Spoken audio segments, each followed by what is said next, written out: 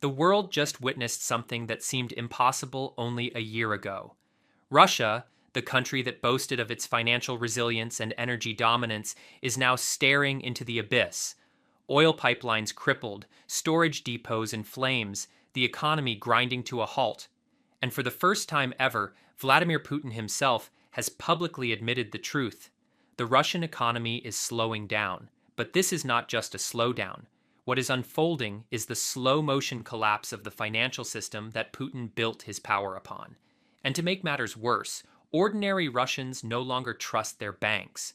They are pulling out their savings by the billions, creating the nightmare scenario every government fears, a creeping, unstoppable bank run. Let's start with the lifeblood of Russia's economy: oil. For decades, crude exports have been Moscow's shield and sword. But that shield is cracking. According to reports from Reuters and confirmed by multiple insiders within the Russian government, Moscow is dangerously close to shutting down oil production. Why? Because Ukrainian drones have relentlessly targeted critical pipelines, fuel depots, and refineries. The attacks have left Russia with an almost surreal problem. They can pump the oil, but they can't refine it, they can't store it, and they can't ship it out. When a quarter of refining capacity is on fire or offline, the entire system begins to suffocate. And here's the brutal truth: oil production doesn't work like flipping a switch. Wells are designed to pump at steady rates. Reduce the output too much, and in many cases, those wells never recover. Restarting them later can be astronomically expensive or even impossible. Russia's own pipeline monopoly, Transneft, has quietly warned producers output cuts are coming whether they like it or not. For a country that built its empire on fossil fuels, this is nothing short of a nightmare. And then came the moment nobody thought they'd see. On Monday, just 2 days ago, Vladimir Putin sat before his economic team for the second time in a single month. Cameras rolled as he acknowledged what he had always denied. The Russian economy is slowing sharply. Gone was the swagger. Gone was the talk of a soft landing. Instead, Putin admitted openly that the slowdown was severe, almost catastrophic. Look closely at the footage of that meeting. The ministers, the very people tasked with saving Russia's economy, sat grim-faced, eyes glued to their papers, avoiding the cameras. Even Elvira Nabiullina, the highly regarded head of the Russian central bank, and perhaps the only reason the ruble hasn't imploded already, could not hide her unease. This was no longer the carefully staged image of Russian strength. This was an admission of weakness broadcast to the world. In the days leading up to Putin's statement, the Russian central bank took drastic measures. Interest rates had been whiplashing for months: 21%, then 20%, then 18%, now cut again to 17%. On paper, the official inflation rate sits at 8.1%, but almost nobody believes that number. Independent economists using real price data from food and consumer goods estimate inflation at well over 10%, possibly 12%. For a population already battered by war, sanctions, and uncertainty, this is unbearable. Here is the most damning evidence of all. Despite deposit rates that promise huge returns, Russians are still yanking their money out of banks. The data for 2025 shows a slow-motion bank run across the country. Instead of rising balances, withdrawals are accelerating month after month. People are pulling out hundreds of billions of dollars worth of rubles. Some need cash just to pay bills. Others prefer to buy durable goods before prices climb even higher. But the deeper reason is far more corrosive. They no longer trust their banks or their government. And once trust is gone, no interest rate on earth can bring it back.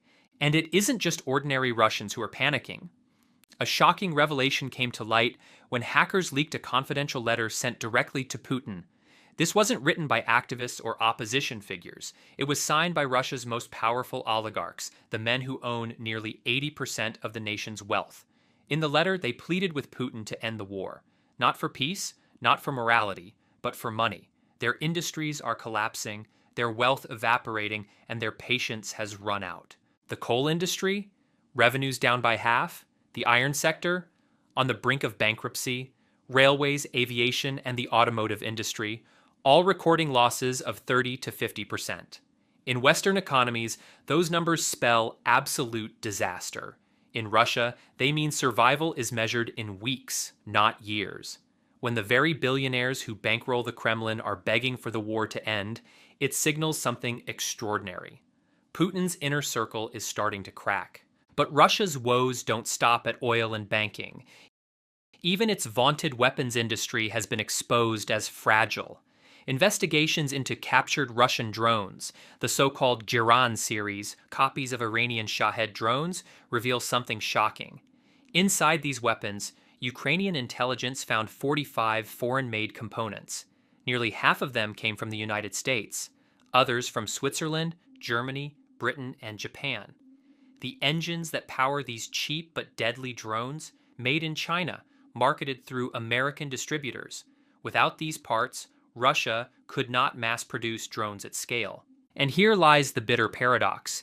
While Russia's economy collapses, its weapons still rely on Western technology sneaking through global supply chains. Every time a drone crashes into a Ukrainian city, fragments of Western-made components tell a story of loopholes, smuggling, and negligence. Amid this chaos, a surprising move came from Washington. For the first time, the Trump administration approved a direct aid package for Ukraine, not a business arms sale, but an aid deal funded by NATO allies. 2 tranches of $500 million each will provide Ukraine with badly needed weapons. But here's the twist. All purchases must come from U.S. stockpiles.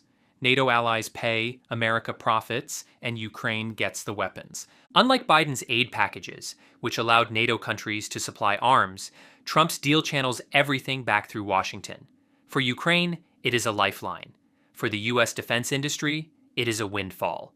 For Russia, it is one more nail in the coffin of a war they can no longer sustain. Then came an even stranger moment. Putin personally attended the Zapad military exercises alongside Belarusian forces. The drills, designed to simulate a lightning strike against Poland and the Baltic states, were intended as a show of strength.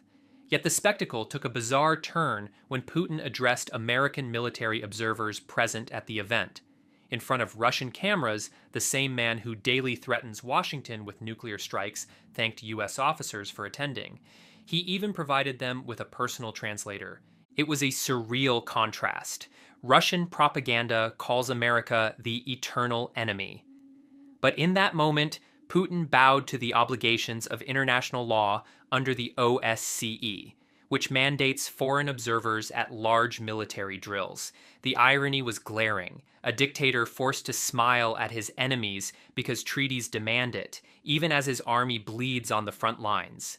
Russia's military shortages don't end with manpower. Its prized air defense systems, the S-400s, are running out.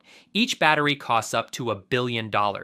Once exported proudly to countries like Turkey, Moscow is now so desperate that it has asked Ankara to sell them back. Imagine the humiliation. The Kremlin, unable to build new defenses, begging a NATO member to return old stock. For Turkey, the deal is tempting. The S-400s never integrated into NATO systems. Their missiles are aging, and maintenance costs are sky high. Selling them back could be both profitable and politically advantageous. But for Russia, the request itself is a confession. Sanctions, battlefield losses, and foreign demand have drained their reserves. They no longer have the capacity to protect their own skies. And finally, there is Poland. Few nations have stood as firmly against Russia as Warsaw has. This week, Poland delivered another stunning blow. In response to the Zapad exercises and ongoing Russian aggression, Poland closed its border with Belarus. Not just for military supplies, but for everything. Freight, trucks, trains, all commerce stopped. Here's why this matters. 95% of Chinese exports into Europe flow through Belarus and Poland. That's a $25 to $30 billion trade artery suddenly severed. Within days, Beijing dispatched a high-level delegation to Warsaw, pleading for the border to reopen. But after hours of negotiations, Poland refused. The cost to Poland itself runs into the hundreds of millions, but Warsaw stood firm, prioritizing security over profit. The result? China faces massive losses, Russia is further isolated, and the European supply chain is jolted. Poland has once again shown what true resistance looks like, accepting pain at home to deliver far greater pain to Moscow and its allies. So where does this leave Russia? Oil fields threatened, refineries burning, a president forced to admit economic collapse, banks bleeding deposits, oligarchs begging for peace, industries collapsing, weapons built on smuggled Western parts, air defenses running out, and borders slamming shut. This is no longer the picture of a confident superpower. This is a regime trapped in a web of its own making. Every path forward leads to deeper crisis. Every attempt to project strength reveals more weakness. And with the Russian people pulling their cash from banks, the oligarchs demanding an end to war, and even China losing patience, the walls around Vladimir Putin are closing in faster than ever before. The collapse is no longer a question of if, it is now a question of when.